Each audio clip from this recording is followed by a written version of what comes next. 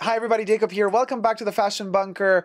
Should employees, working 9 to 5, what a way to make a living, be allowed to buy luxury items? We've heard from TikTokers, that they say they've been fired because they wear a Birkin to the office to work and they're not on that level of salary, blah, blah, blah. But then also we've heard something even more interesting from Destiny X Oda. First time I read on TikTok, so go follow the lady. I'll post the link down below. Go follow the lady on TikTok. First time I read her name, I read Destiny Yoda. And I was like, oh my God, it's Yoda. But no, it's Destiny X Oda. And she states, you're really broke. So it's one of those TikTokers that talks from their cars. And she's basically saying that employees should not be on their employee minimum wage job, or at a certain point she talks about a $22 an hour job, should not be buying luxury goods. Very touchy subject, and I have an opinion. But first, subscribe to my channel here on the tubes. Push the join button next to the subscription button. Become a member today. Again, access to extra perks. You can also join me on Patreon. Superdacob all spelled together there as well for extra perks. This video is being filmed live in front of a live virtual audience. I live stream several times a week. So come join me for the live chats. And hi to my co-chatters. Sweet Things in the chats already said, whatever happened to dressing for the job you want? Ha! The aspirational customer. By the way, buy my aspirational merch now. Be that Birkin wearing on the summit of the journey client, be that aspirational client, go to these luxury brands and tell them and wear this while you're at it at www.superdacob.com or at an Amazon in your country. Just type into the search on Amazon, Super Dacob Aspirational. So apparently this lady on TikTok is stating, no, you're not supposed to be an aspirational client and you're not supposed to wear luxury products if you are a regular job worker that works, Monday to Friday, 9 to 5 jobs, call center, in a grocery, at the cash register, in the office, that type of thing, because she states that you just look even more poor and aspirational if you are wearing a Louis Vuitton bag, but you're wearing Zara clothes, And speaking of Zara as luxury, go check out my video on is Zara luxury, and you will get an answer to that question as well in my other video that I just filmed a short while ago as well. But so she says, oh, so you're wearing like all H&M or all Zara, and then like the only thing you can afford is the Ford. You're going into debt, she claims, to purchase a bag that you're going to have to, spend an entire month or 2 months worth of salary to purchase.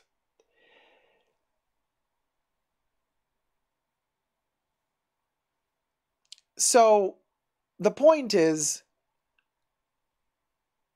she's kind of looking at, I guess, her coworkers that are wearing or using certain luxury products, and she's kind of judging them because she claims that they're doing that only because they want to act like cosplay, act as if they can be rich. She claims that the actual people with big money don't need the logos. They don't need to show off their wealth. They don't need to, constantly try to prove that they can afford something. So she says only if you're not rich, only if you are aspirational, do you want to prove yourself like as if you can afford something that you cannot afford. She also brings an example of like expensive cars. Like she's like, you don't even own your own house or apartment. You're renting, you can barely afford food, but then you're driving a really expensive car, and that's like, and you're in debt, and you're going to be paying it off for many years to come.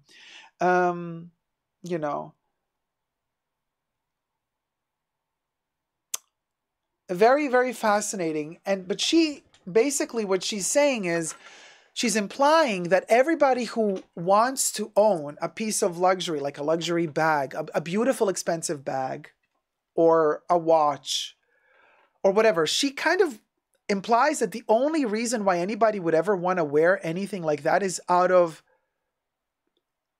some form of issues that they might be having, like inferiority complexes that they might be having, like to prove that there's something that they're not. Now, I can tell you, for me personally, even when I was a student in school, and, of course, I had to, side hustle, job, blah, blah, blah, could not afford the big item tickets, the big ticket items, I still loved beautiful objects. And these beautiful objects, some of them also belonging or manufactured by luxury brands, I loved them for their shape, quality, color. It never crossed my mind that, to want them, to be able to show off to the world like, oh, look, I can afford it. Never. What I'm trying to say here is some people out there don't want to buy these products to prove themselves to others. Some of us really want to buy them because they like them. I like a good quality item. I like something that's beautiful. I like something that looks good. And some of these items that I purchase, I literally only wear at home for myself. They bring me joy. Certain objects, accessories for the home, for example, and so the fact, and this is an interesting point because I've noticed more and more of these videos popping up, and usually younger folk, getting into this kind of debate of like, oh, well, if you're wearing H&M from head to toe, or whatever, Zara from head to toe, but then you got the Chanel bag, well, then you Paul. Basically, or you're like you're phony, you're a fake, it's ridiculous, you're cringe because you're buying something that you can't afford. First of all, who are you to judge me for how I spend my money? You sitting in your car, making a video on TikTok, thinking you are delivering something by telling the rest of the world that us who love these beautiful objects but maybe cannot afford to have from head to toe. Maybe I don't want to be that clown that's wearing Louis Vuitton from head to toe. Maybe I don't want to have that logo from the hat to the ribbon, to the shirt, to the jacket, to the pants, to the shoes, to the socks, to the bag, to the watch, to the wallet, to the coin purse. Maybe I don't, to the sunglasses, maybe I don't want to be that baboon that is wearing it from head to toe. Maybe one item is enough. Maybe I want to tone down the rest. Who are you to judge me? And who are you to say, oh, co-workers should not be wearing this or that? First of all, how do you know how much your co-worker is earning? That's another question. Why do co-workers all of a sudden know how much everybody's earning? Like, who's spilling the beans on that? But that's a whole other can of worms. But second of all, you sitting in your car thinking, and unfortunately this view, how many? 2,811 likes at the moment when I was watching the video. So people are buying this shit. They're like, oh yeah, no, yeah, you're right. Like, this is, again, and we've spoken about this a while ago, why I really think TikTok is so dangerous. It's this new way of showing hate. This person is being so spiteful and insipidly aggressive. It's a passive-aggressive attitude. And this flies on TikTok. It's a whole other way of developing language. Like, this is a person who's like judging without thinking that maybe what this person is saying doesn't apply to every consumer. Not every consumer is buying stuff out of the same reason. And yet this person has a platform on TikTok with a lot of views, a lot of likes, and dissipates this form of hate. It's a typical TikTok thing. I've been noticing this more and more. The lingo has changed. We've had in the past, Twitter being the worst, where everybody's just hateful. Everybody uses, everything. It's just garbage. On Twitter, really, you don't have to hide your hate. You can just be really hateful. Nobody cares. It's just vile. Twitter has become really vile. But TikTok, the new generation, they have developed this new way of, they've adapted, it's like Darwinism of hate. They have adapted their way of professing hate and hate speech. They have found ways, or rather, hate has evolved. Hate has had its Darwinistic evolution, and hate has now found a beautiful new nest on TikTok, where it has this way of proliferating itself under the guise of polite, logical thinking. When in reality, there's nothing logical about it. It's just pure hate. It's just distilled, synthesized in a form and a way to make it not cancelable. Hate has found a way to live healthy on TikTok. This is why that app for me is just monstrous. Monstrous.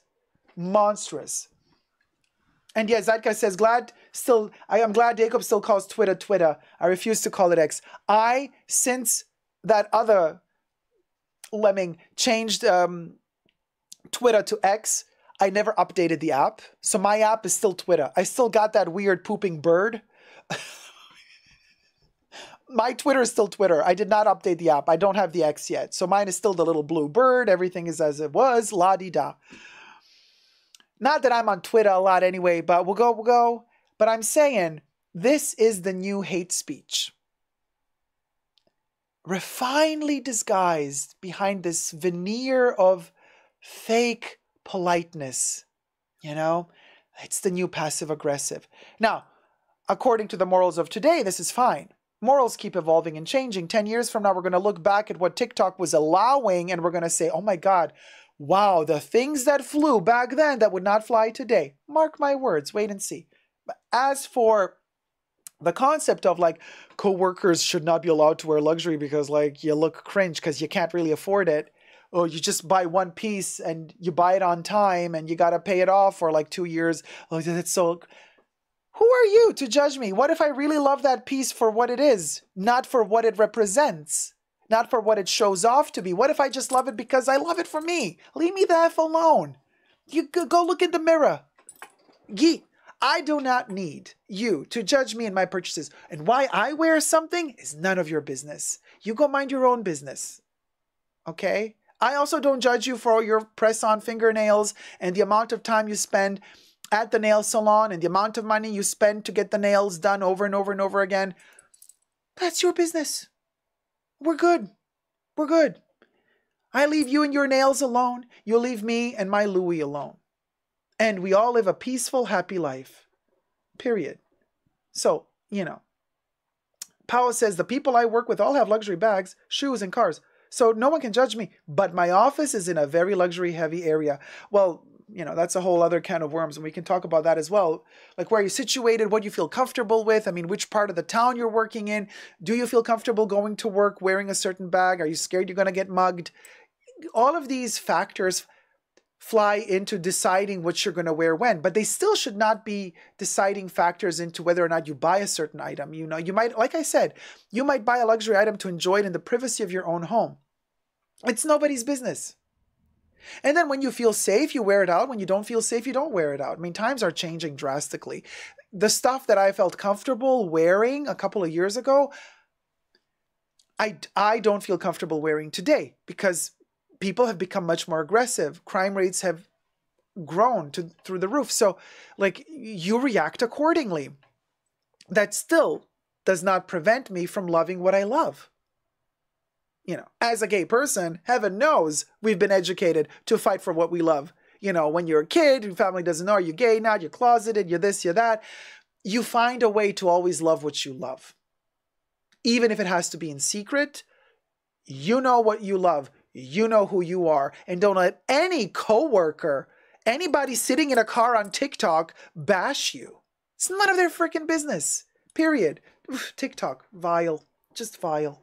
Love you loads. Let me know your thoughts down below. Until next time, never forget to never give up on love. And subscribe. Bye.